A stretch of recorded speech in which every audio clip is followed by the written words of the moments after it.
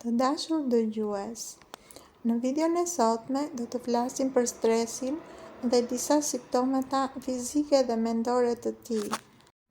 Stresi përshkruhet si një gjendje e rënduar mendore ose emocionale që shkaktohet nga rrethana të caktuara armiqësore. Stresi është një gjendje së cilës nuk i shpëton askush në një pikë të caktuar të jetës.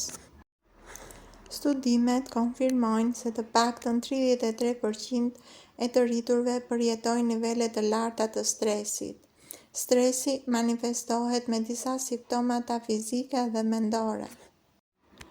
Stresi manifestohet zakonisht edhe nëpërmjet puçrave. Kjo ndodh sepse kur njerëzit janë të stresuar, kanë tendencën të prekin fytyrën më shpesh se zakonisht. Kjo përshpejton përhapjen e baktereve dhe shfaqjen e puçrave.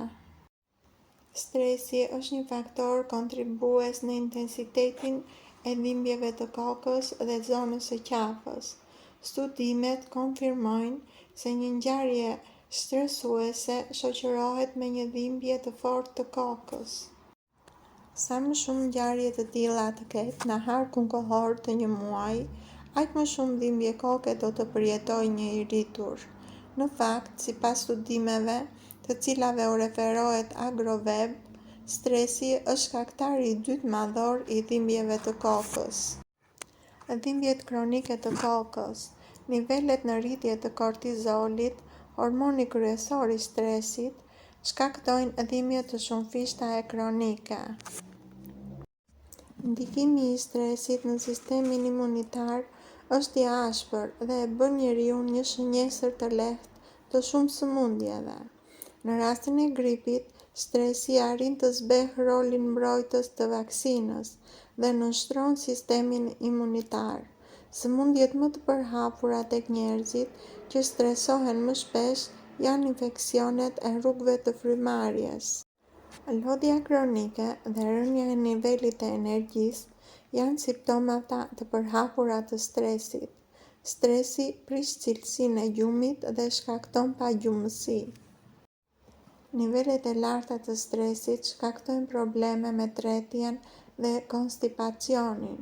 Fëmijët, gratë dhe burrat që preken nga stresi përjetojnë më shumë raste konstipacioni, dhimbje e stomaku dhe fryrje. Stresi ka një ndikim të fortë tek oreksi. Njerëzit e stresuar mund të përjetojnë humbje të tij ose një dëshirë të pajustifikuar për ushqim. Në periudha stresuese, njerëzit mund të humbasin ose të shtojnë në peshë në mënyrë të menjëhershme. Stresi kronik ka një rol kontribues në shfaqjen e depresionit. Ky i fundit prek më shumë adoleshentët e gratë. Sa më stresuese të jetë jeta e një njeriu, aq më të shpeshta do të jenë episodet e depresionit. Stresi e bën të rrahë më shpejt dhe më fortë zemrën. Raste të tilla vërejnë tek adoleshentët dhe studentët të cilët situatat stresuese i kalojnë në shkollë ose me të moshuarit e tyre. Ekspozimi ndaj stresit shkakton djersitje të tepërt, sidomos në zonën e duarve. Kjo vihet re kryesisht tek adoleshentët dhe tek gratë.